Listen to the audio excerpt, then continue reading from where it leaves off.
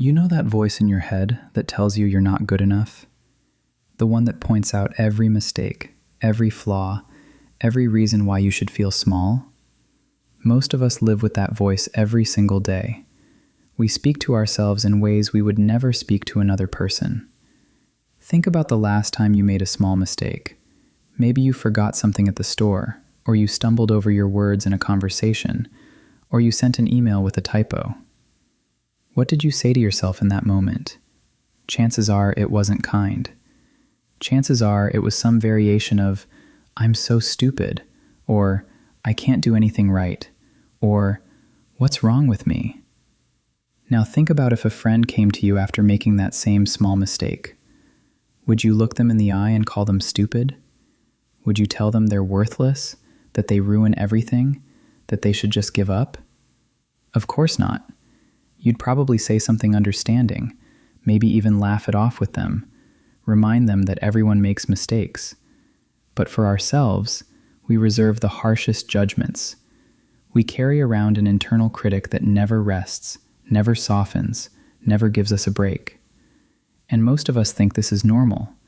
We think this is just how thinking works. Let's talk about why we do this to ourselves. What's actually happening beneath the surface, and how we can begin to change it.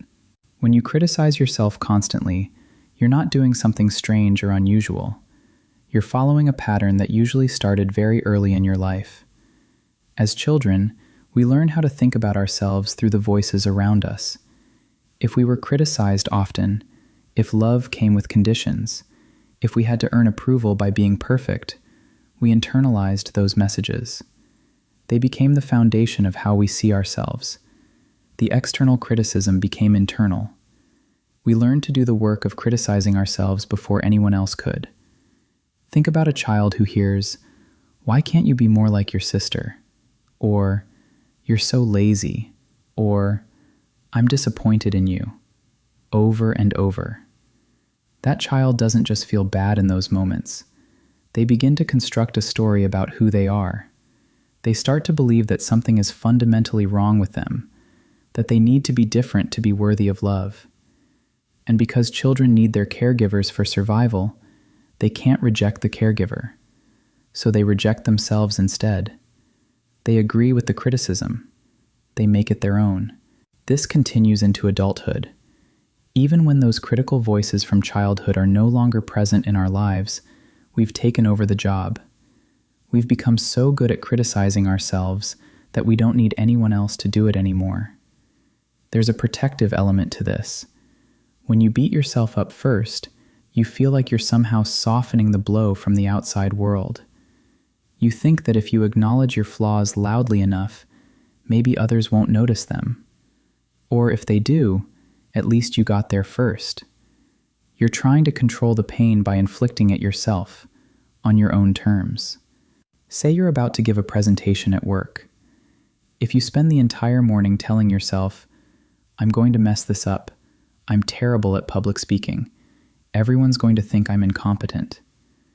You're not preparing yourself for failure. You're trying to build a wall around your self-worth. You're thinking that if you expect the worst, it won't hurt as much when it happens. You're negotiating with pain, trying to manage it by getting ahead of it. But this strategy doesn't actually work. The pain doesn't hurt less. You just experience it twice, once in anticipation, and once if it actually happens. Self-criticism also creates an illusion of control. When things go wrong in life, when we fail or fall short, our minds scramble for an explanation. Blaming ourselves gives us a target. If the problem is us, then theoretically we can fix it. We'd rather believe we're fundamentally flawed than accept that sometimes life is random. Sometimes things are out of our hands. Sometimes we simply can't predict or control outcomes. Think about when a relationship ends. You might spend weeks, months, even years analyzing everything you did wrong. If only I had been more interesting, more attractive, less needy, more independent, funnier, more serious. You're convinced that if you can just identify your fatal flaw, you can fix it and avoid this pain in the future. The alternative, that sometimes people simply aren't compatible, that timing matters, that another person's feelings and choices are beyond your control, feels more frightening. Because if it wasn't your fault, then you can't guarantee it won't happen again. The illusion of control, even when it comes through self-blame, feels safer than accepting uncertainty. There's another layer too. For many people, self-criticism feels like humility. We've been taught that confidence borders on arrogance, that thinking well of ourselves means we're self-absorbed. So we overcorrect. We tear ourselves down, thinking this makes us more likable, more relatable, more deserving of acceptance. We confuse self-awareness with self-punishment. You might notice this in social situations. Someone compliments your work and you immediately deflect. Oh, it was nothing. I just got lucky. Anyone could have done it. You think you're being humble, but what you're really doing is rejecting positive feedback and reinforcing the belief that you don't deserve recognition. You're so afraid of seeming arrogant that you won't even let yourself acknowledge your own competence. And sometimes, self-criticism serves as an excuse. If you're constantly telling yourself you're not good enough, you don't have to fully try. You don't have to risk genuine failure. You can stay small, stay safe, and blame it on your inherent inadequacy, rather than confront the vulnerability of putting yourself out there. I didn't get the promotion because I'm not smart enough is, in a strange way, easier than I didn't get the promotion even though I worked hard and did my best, and that feels terrible and unfair. All of these reasons, the learned patterns from childhood, the attempt at self-protection, the illusion of control, the misguided humility, the avoidance of vulnerability, they all work together to keep the cycle of negative self-talk spinning.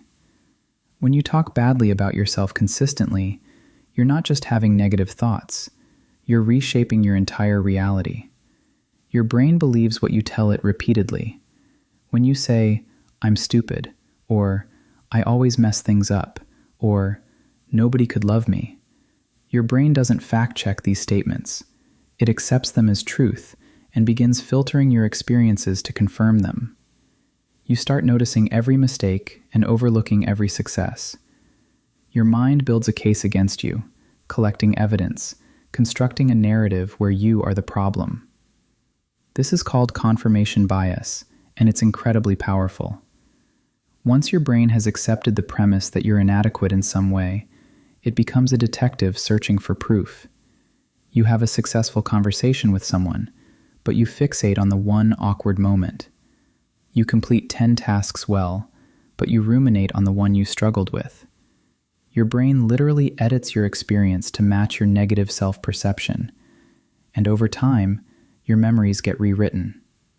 You remember events through the filter of your current self-criticism. That presentation you gave 5 years ago? You remember it as a disaster, even though it went fine.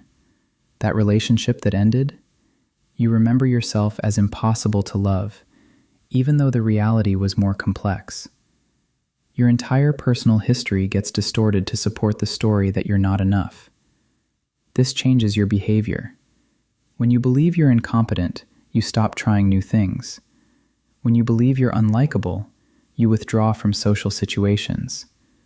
When you believe you're destined to fail, you sabotage your own efforts, because failure feels more comfortable than the vulnerability of hoping for success.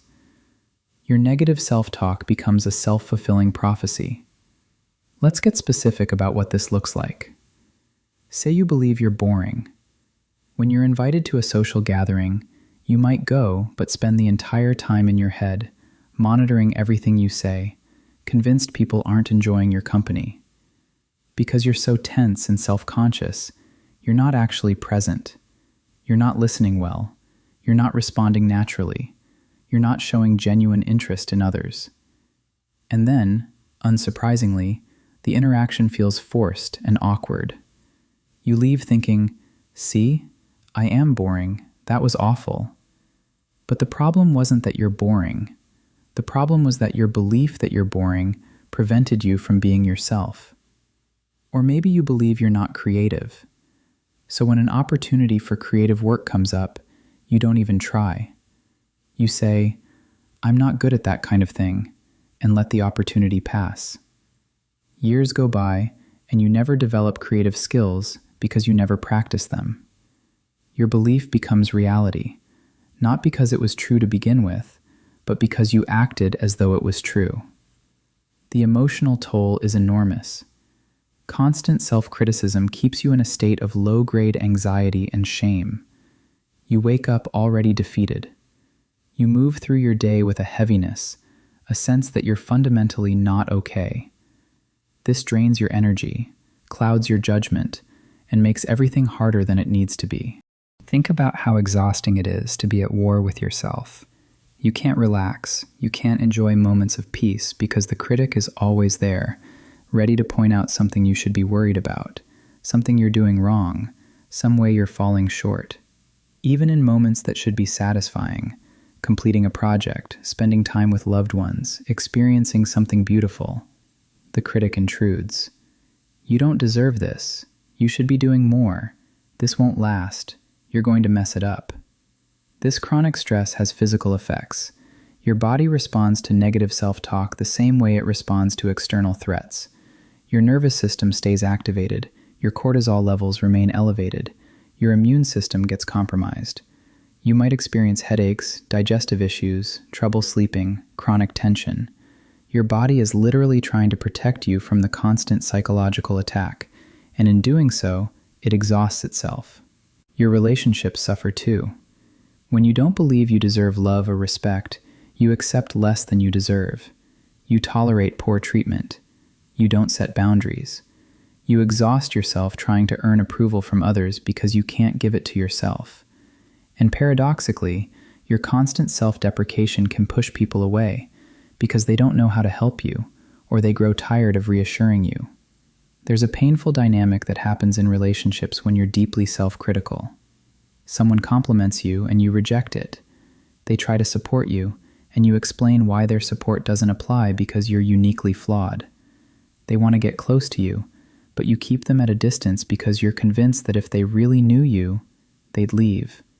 You're so busy managing your own negative self-perception that you can't actually receive love, even when it's genuinely offered. And for the people who care about you, this is heartbreaking. They see value in you that you can't see in yourself. They watch you suffer unnecessarily. They want to help, but feel helpless because no amount of external validation can override your internal criticism. Your decisions get compromised too. When you don't trust yourself, when you don't believe in your own judgment or worth, you make choices from a place of fear rather than wisdom. You stay in situations that harm you because you don't believe you deserve better. You don't pursue opportunities because you're convinced you'll fail. You settle for less in every area of your life: career, relationships, health, personal growth, because settling feels safer than risking disappointment. Perhaps most painfully, negative self-talk disconnects you from yourself. When you're constantly at war with who you are, you can't access your own wisdom, your own desires, your own sense of what's right for you. You live in your head, analyzing and criticizing rather than experiencing your life. You lose touch with what you actually enjoy, what genuinely matters to you, what you want independent of what you think you should want. You become a stranger to yourself, living a life designed to minimize criticism rather than maximize meaning. And this disconnection creates a profound loneliness, because if you're not even on your own side, where can you find solid ground? The accumulated effect of all this, the distorted thinking, the self-defeating behavior, the emotional exhaustion, the physical stress, the damaged relationships, the compromised decisions, the disconnection from self, is a life that feels smaller than it needs to be. You're not living at full capacity. You're operating with one hand tied behind your back, with weights on your ankles, with a voice in your ear constantly telling you to stop, to give up, to not even try. And the cruelest part is that none of this makes you better. The negative self-talk doesn't motivate you to improve. It doesn't make you more successful, or more lovable, or more capable. It just makes you suffer more while trying to do the same things everyone else is trying to do. Figure out how to live a meaningful life. Changing the way you talk to yourself takes time. You're working against years, maybe decades, of conditioning. But change is absolutely possible, and the process begins with awareness. Start by simply noticing when you speak negatively to yourself. Don't try to change it yet, just catch it. Notice the words you use, the tone, the circumstances that trigger the criticism.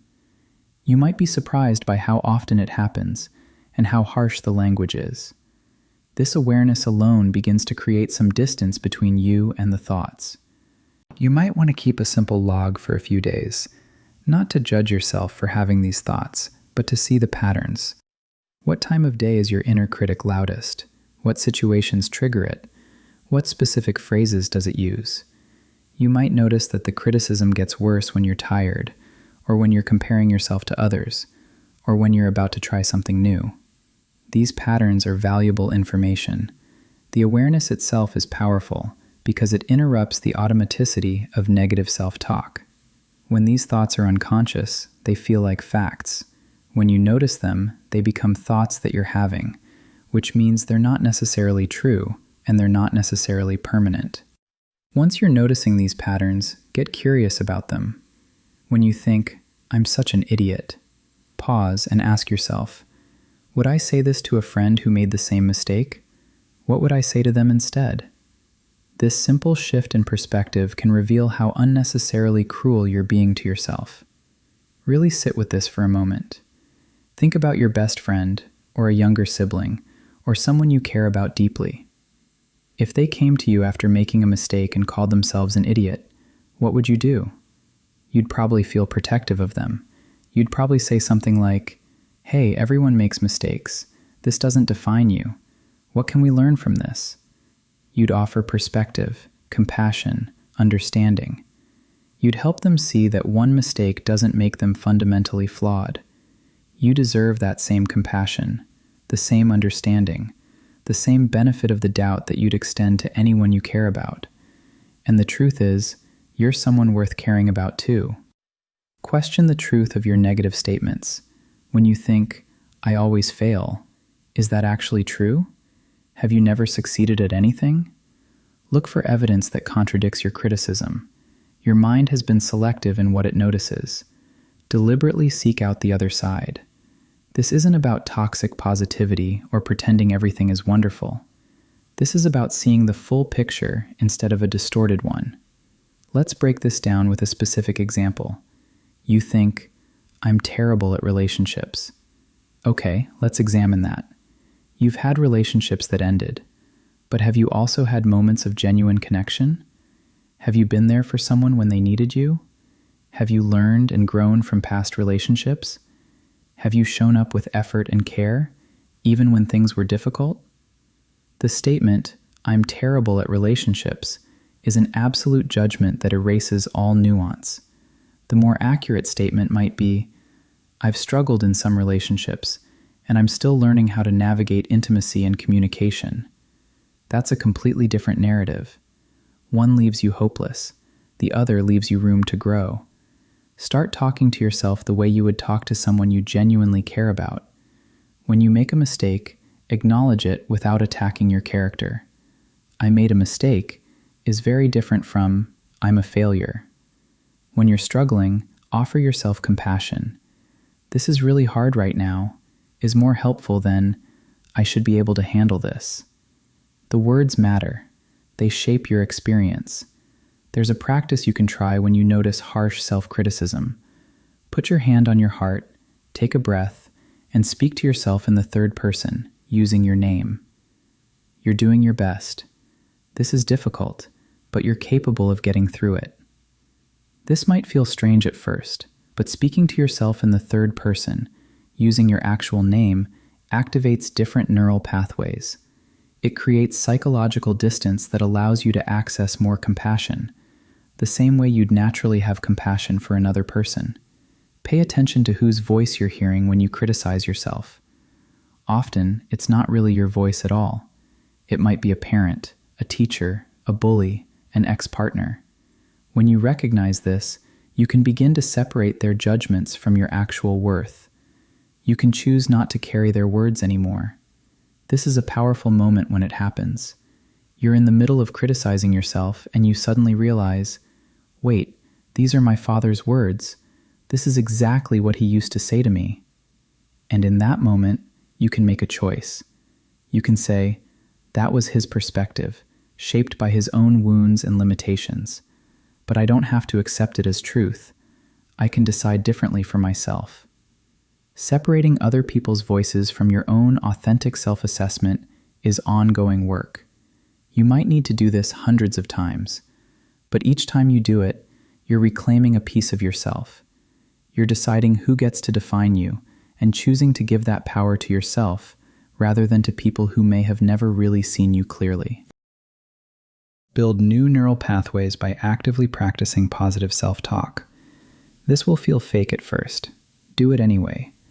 Your brain learns through repetition. When you accomplish something, acknowledge it.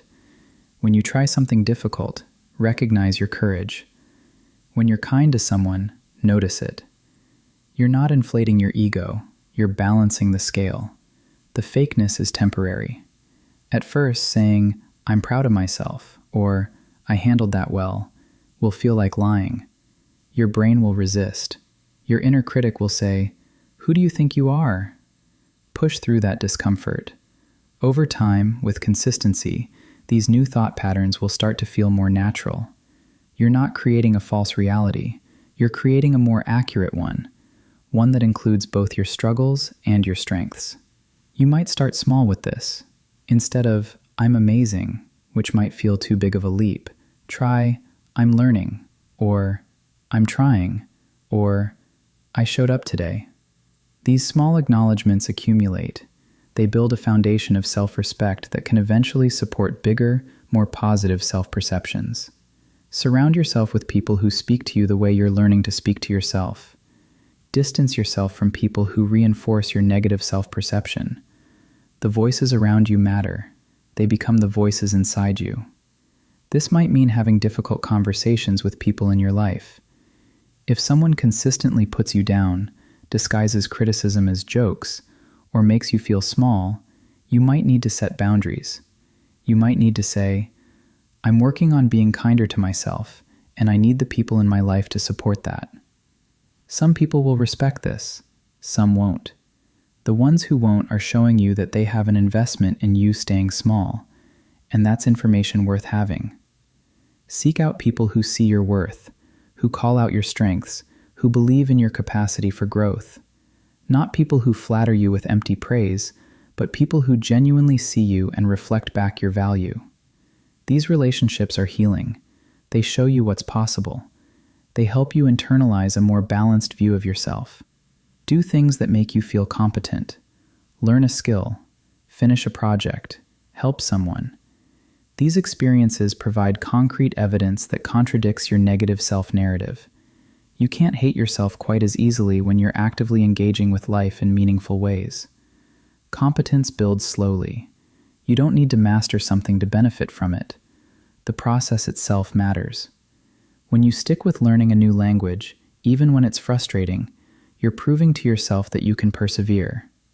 When you cook a meal from scratch, even if it's not perfect, you're demonstrating that you can create and nurture. When you help a friend move, or listen to someone who's struggling, you're showing yourself that you have value to offer. These experiences create new reference points. Instead of only remembering times you failed, you start to build a catalog of times you succeeded, times you tried, times you showed up. Your self-concept becomes more complex, more nuanced, more accurate. Be patient with yourself through this process. You will slip back into old patterns. That doesn't mean you failed. It means you're human. Each time you catch yourself and choose a different response, you're strengthening new pathways in your brain. Change happens slowly, then suddenly. There will be days when the negative self-talk is just as loud as it ever was. You'll think, "I haven't made any progress. I'm still broken. This isn't working." When that happens, remember that healing isn't linear. You're not moving in a straight line from self-hatred to self-love. You're moving in a spiral, circling around the same issues, but at different levels of understanding each time. Progress might look like catching yourself an hour after the negative thought instead of a day later. It might look like the thought being there but not believing it quite as completely. It might look like having a bad day, but not letting it confirm your worst beliefs about yourself. These are victories, even if they don't feel dramatic. And on the days when you slip completely back into old patterns, you can practice compassion, even for that. I was really hard on myself today. That's okay. This is difficult work. Tomorrow I can try again. Even your response to your negative self-talk can become an opportunity to practice a new way of being with yourself. The goal isn't to think you're perfect. The goal is to treat yourself with the same basic respect and compassion you would offer to anyone else. You deserve that. Not because you've earned it through achievements or perfection, but because you're a human being, and human beings deserve to be treated with kindness. The way you talk to yourself colors everything in your life. When you change that internal dialogue, you change your relationship with yourself. And when you change your relationship with yourself, everything else begins to shift too. Your relationships improve because you can be more present and open. Your work improves because you're not paralyzed by fear of failure. Your health improves because you're not living in constant stress. Your capacity for joy expands because you're not constantly monitoring yourself for flaws. You don't have to keep hurting yourself with your own words. You can choose differently. Starting right now. Take a breath. Notice how you're sitting, how you're feeling. And just for this moment, try speaking to yourself with kindness. I'm here. I'm trying. That's enough for now. See how that feels. Not perfect, not fake, just different. That difference is where change begins.